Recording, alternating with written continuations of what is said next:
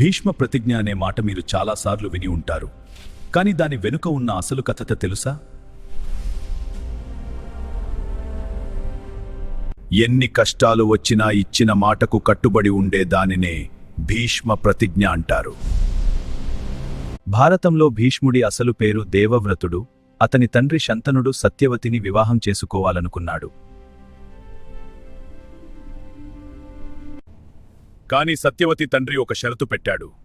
తన కూతురు కుమారుడే రాజు కావాలని కోరాడు.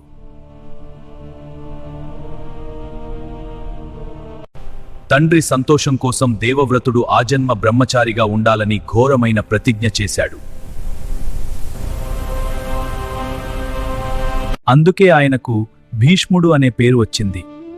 ఇదే భీష్మ ప్రతిజ్ఞ కథ. వీడియో నచ్చితే లైక్ చేయండి, సబ్స్క్రైబ్ చేయండి.